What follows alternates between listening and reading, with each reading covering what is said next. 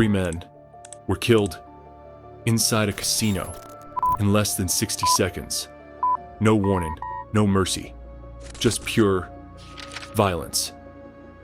This wasn't a random fight. This was war.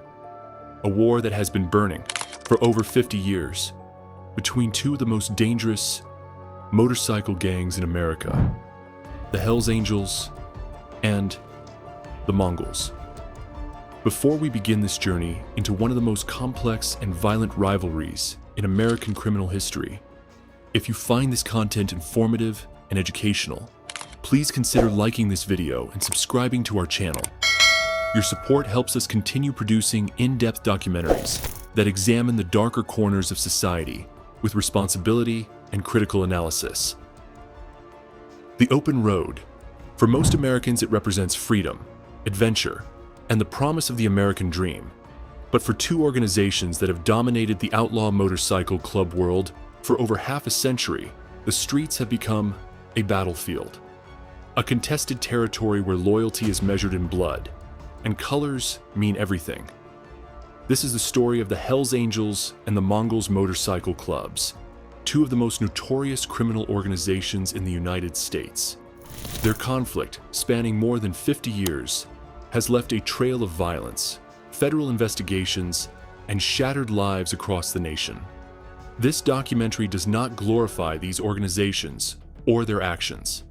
Instead, we examine the historical, sociological, and criminological factors that created this rivalry, the devastating impact on communities, and the lessons law enforcement and society have learned from this ongoing conflict. To understand this war, we must first understand its origins and the very different paths that led these two organizations to inevitable collision. Chapter 1.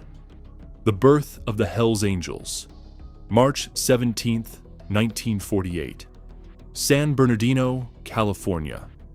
A group of World War II veterans gathered in what would become a pivotal moment in American counterculture history. These men, former fighter pilots, mechanics, and soldiers, had returned from the horrors of war to find civilian life unbearably mundane. The Hells Angels Motorcycle Club, contrary to popular belief, did not invent the name. It was borrowed from military aviation units, including the famous Flying Tigers of World War II.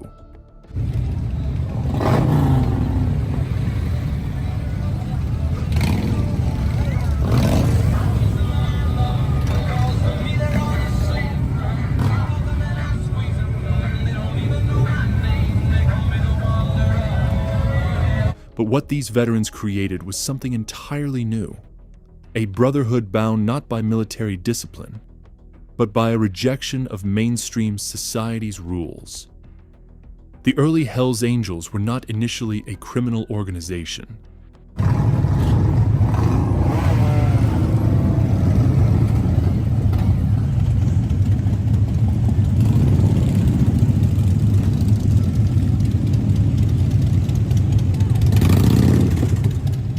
They were men seeking the adrenaline, camaraderie, and sense of purpose they had experienced during wartime. The motorcycle became their vehicle, both literally and metaphorically, for recapturing that intensity. Throughout the 1950s and 1960s, the Hells Angels expanded across California and beyond. Their distinctive Death Head logo, a winged skull wearing a motorcycle helmet, became one of the most recognized symbols in the world. But as the club grew, so did its involvement in criminal activity.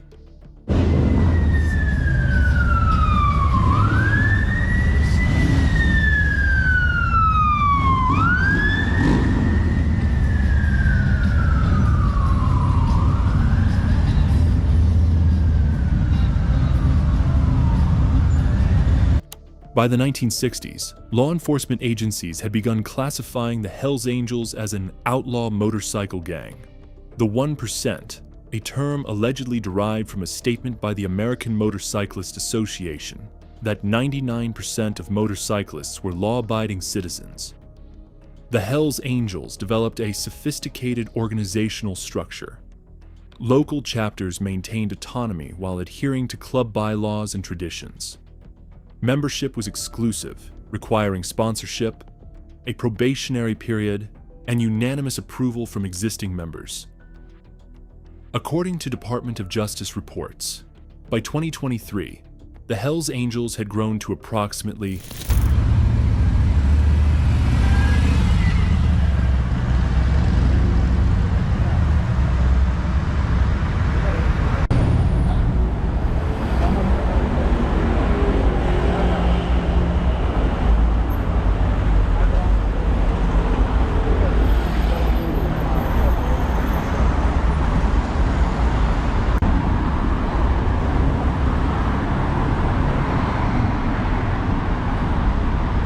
2,500 members across 230 chapters in 26 countries.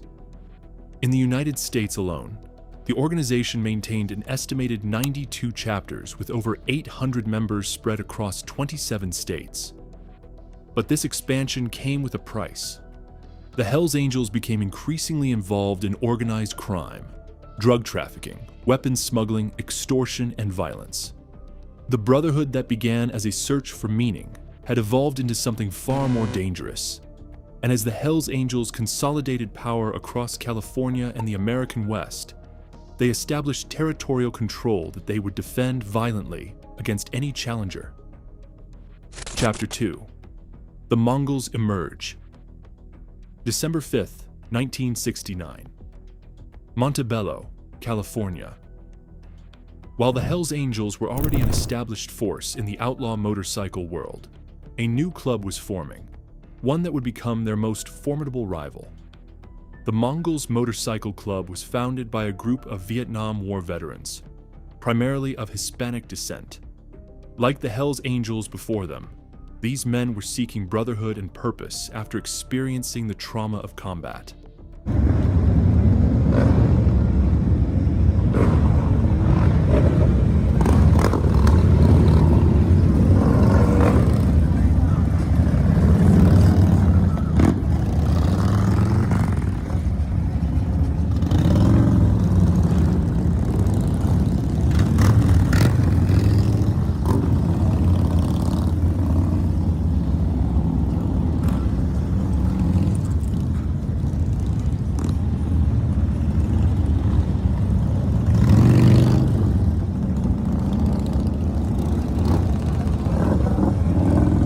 They chose the name Mongols in honor of Genghis Khan's legendary warriors, a symbol of strength, fearlessness, and conquest. But the Mongols' origin story contains a crucial detail that would define their entire existence: rejection. Are complex and controversial. Former Hells Angels member George Christie later revealed that in the 1950s and early 1960s, the California chapters of the Hells Angels did have members of color, African American members in San Bernardino and Oakland, even a Chinese member. But by the late 1960s, the situation had changed dramatically. As Christie explained, the catalyst was prison. As more Hells Angels members were incarcerated on various charges, they encountered the harsh reality of prison gang politics, where racial segregation was not just encouraged, but enforced through violence. Inside prison walls, white Hells Angels members were forced to align with white prison gangs, while members of color had to join their respective racial groups.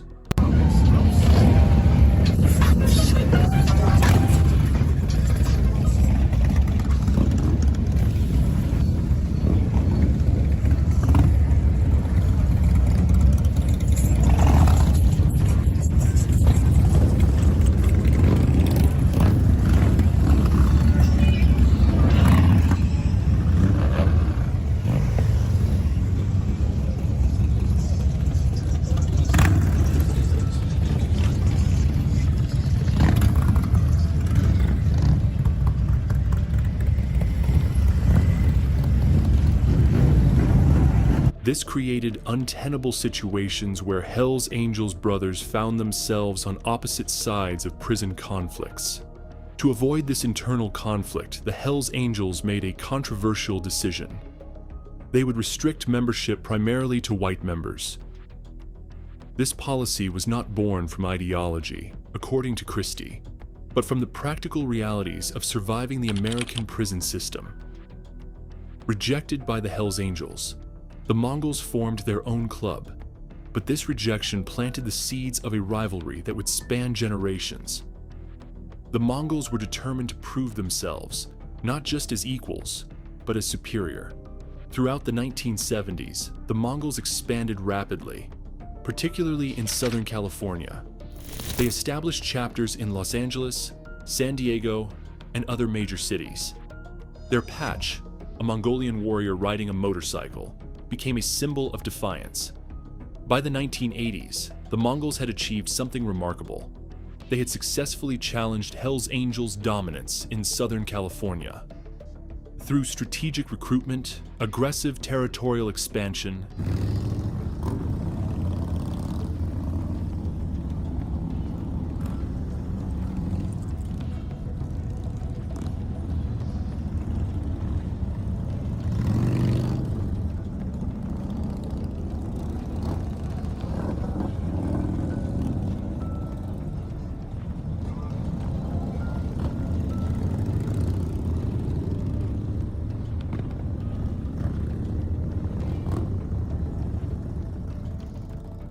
and a willingness to engage in extreme violence, the Mongols carved out their own empire.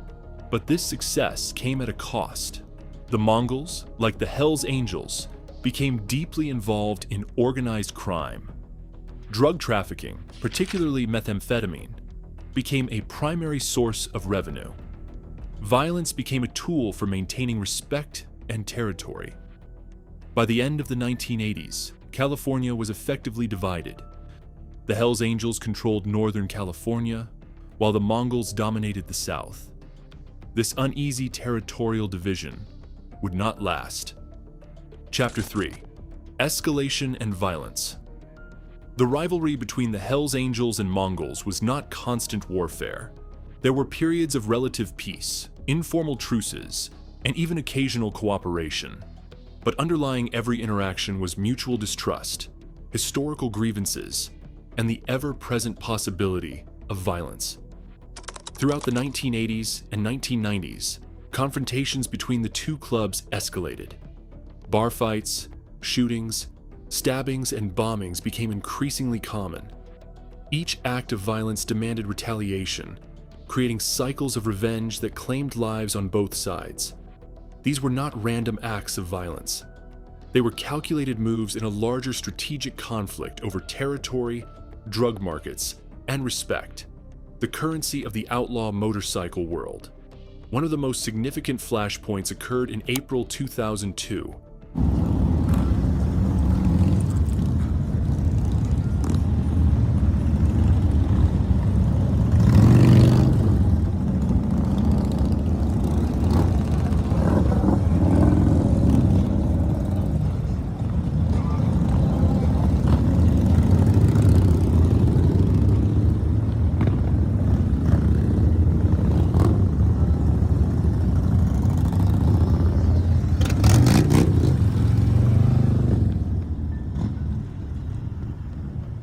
At the Laughlin River Run in Nevada, an annual motorcycle rally that attracted thousands of bikers from across the country. On April 27, 2002, members of the Hells Angels and Mongols encountered each other inside Harrah's Casino. What began as a verbal confrontation quickly escalated into a full-scale brawl involving dozens of club members. The violence was unprecedented in its brutality and public nature. Witnesses described scenes of chaos as bikers attacked each other with knives, guns, and improvised weapons. The fight spilled across the casino floor, terrifying civilians and overwhelming security personnel. When it ended, 3 men were dead, and numerous others were injured. The incident made national headlines and forced law enforcement agencies to recognize the serious threat posed by outlaw motorcycle gangs. The Laughlin incident was a turning point. It demonstrated that these organizations were willing to engage in extreme violence in public spaces.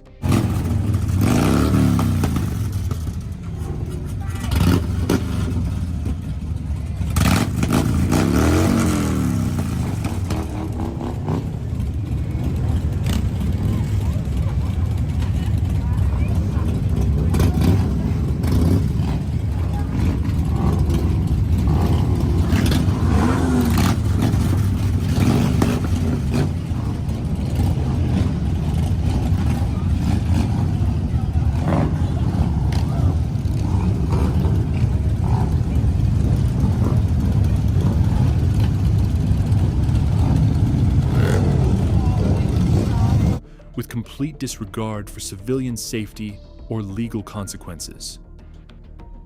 But Laughlin was not an isolated incident. Throughout the 2000s and 2010s, violent confrontations continued. In 2015, a massive brawl between multiple motorcycle clubs in Waco, Texas, resulted in 9 deaths and 18 injuries, though this incident involved several clubs, not just the Hells Angels and Mongols. These public displays of violence had profound effects on communities. Businesses refused to host motorcycle events. Local residents lived in fear during rally weekends. Law enforcement agencies were forced to dedicate enormous resources to preventing and responding to motorcycle gang violence.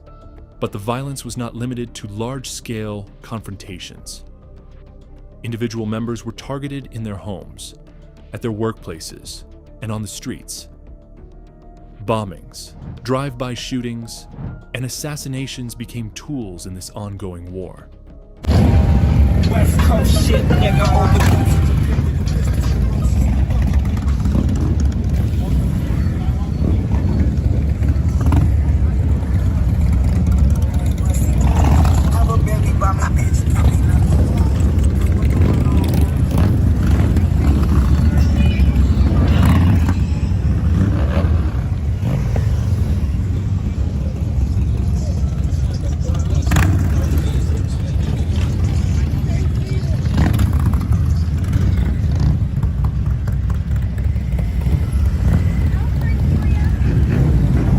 Each act of violence reinforced the cycle.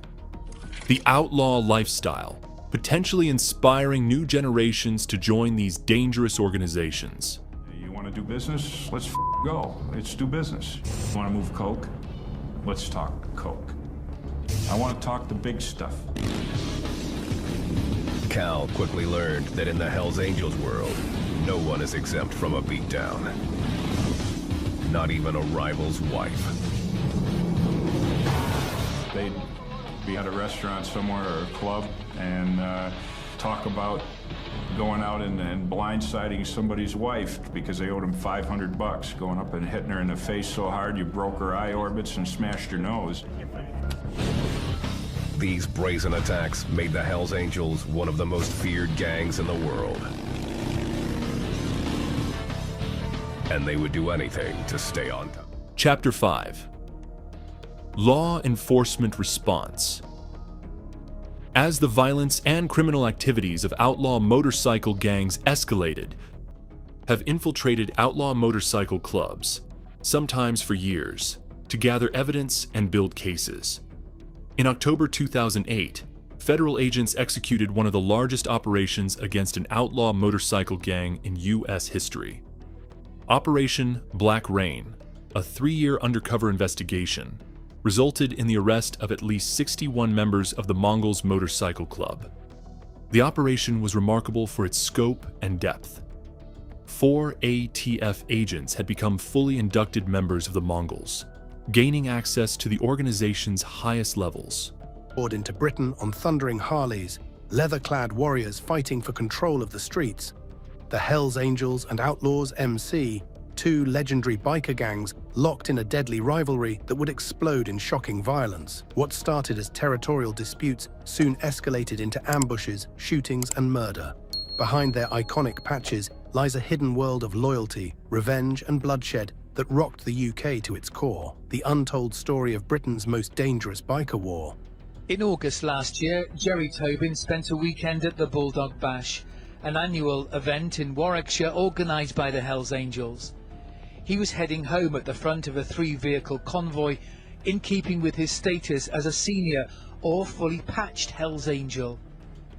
The biker was followed onto the M40.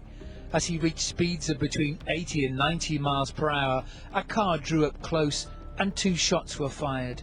Mr. Tobin was killed instantly. Today, 2 men from a rival biker group, the Outlaws, were found guilty of his murder. At least 160 search warrants were served across Southern California and in Nevada, Oregon, Colorado, Washington, and Ohio. Among those arrested was Ruben Cavazos, the Mongols' former national president, who had recently published a memoir titled Honor Few, Fear None: The Life and Times of a Mongol. The charges included murder, attempted murder, assault, and gun and drug violations. Mike Hoffman, spokesman for the ATF, stated, "It's going to be a large hit to their organization. We are arresting many of their top members." But Operation Black Rain also highlighted the challenges of prosecuting these organizations. Despite the massive operation and numerous arrests, securing convictions proved difficult. Defense attorneys argued entrapment. Witnesses recanted testimony. The code of silence held firm. The Hells Angels have faced similar law enforcement pressure. In 2002, the ATF conducted Operation Black Biscuit, an undercover operation that infiltrated the Hells Angels. 16 members were indicted, but remarkably none were convicted on the primary charges. This outcome demonstrated the difficulty of prosecuting these cases, even with extensive undercover evidence. Law enforcement has also employed other strategies. RICO, racketeer-influenced and corrupt organizations, prosecutions, asset forfeiture, enhanced surveillance, and multi-agency task forces. In October 2025, Palm Springs police arrested 22 people and seized 9 guns during a Mongols motorcycle club gathering at a downtown hotel. Police Chief Andy Mills explained that the event drew roughly 1,000 Mongols members for the club's annual meeting to elect a new president. Chief Mills stated, "When you have a group that's attuned to criminality, we're going to have some problems." His biggest concern was the potential for violence if rival groups such as the Hells Angels appeared at the same time, referencing the 2002 Laughlin clash. Beyond enforcement, some agencies have developed prevention and intervention programs. These initiatives aim to prevent young people from joining gangs, provide exit pathways for current members, and address the social conditions that make gang membership attractive. These programs recognize that enforcement alone cannot solve the problem. As long as there is demand for illegal drugs, economic opportunities, and criminal enterprises, seeking belonging and purpose, organizations like the Hells Angels and Mongols will continue to recruit new members. The law enforcement response has evolved significantly over the past 5 decades. Agencies have become more sophisticated, better coordinated, and more effective at disrupting these organizations. But the organizations have evolved as well. They have learned from past mistakes, improved their operational security, and adapted to law enforcement tactics. It is an ongoing arms race with no clear end in sight. Chapter 6.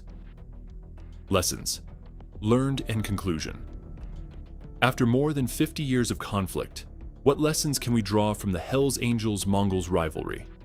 What does this ongoing war tell us about organized crime, social dynamics, and human nature? First, we learn that exclusion and rejection can have profound, long-lasting consequences. The Mongols were born from rejection by the Hells Angels, a rejection rooted in the racial politics of the American prison system. That initial rejection created a rivalry that has claimed countless lives over 5 decades.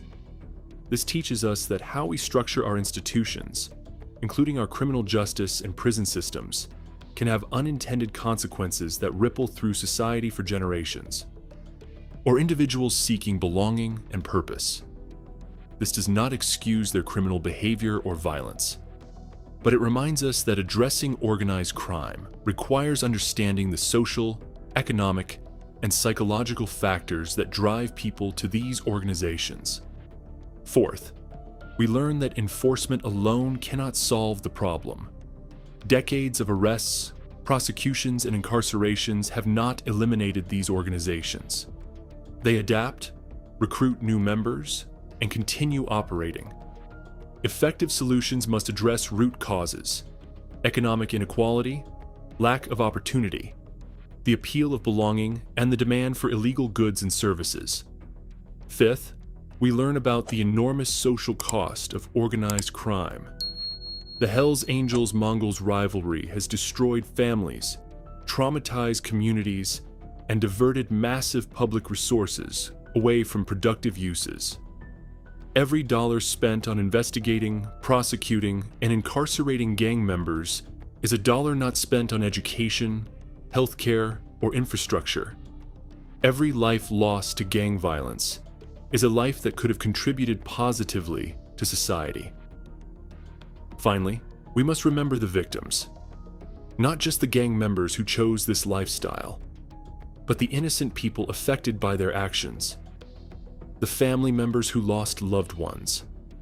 The communities terrorized by violence. The businesses destroyed. The children who grew up in fear. These are the true costs of the war for the streets. Today, both the Hells Angels and Mongols continue to operate. The rivalry continues, though perhaps less visibly than in past decades. Law enforcement continues to investigate and prosecute. The cycle continues, but there is hope. Some members do leave these organizations and rebuild their lives.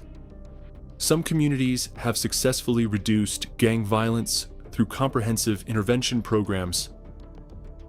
Some law enforcement agencies have developed more effective, less purely punitive approaches. The war between the Hells Angels and Mongols is not inevitable. It is the product of human choices. Choices to exclude, to retaliate, to prioritize pride over peace, to pursue profit through illegal means. Different choices could lead to different outcomes. This documentary has examined one of the longest-running criminal rivalries in American history. We have explored its origins, its evolution, its impact, and the responses it has generated. We have not glorified these organizations or their actions. We have sought to understand them, because understanding is the first step toward effective solutions. The streets need not be a battlefield. The open road need not be a war zone. But achieving peace requires acknowledging hard truths, addressing root causes, and making difficult choices. The war for the streets continues. The question is, how will it end? Closing. Thank you for watching this documentary. If you found this analysis informative and educational, please like this video and subscribe to our channel.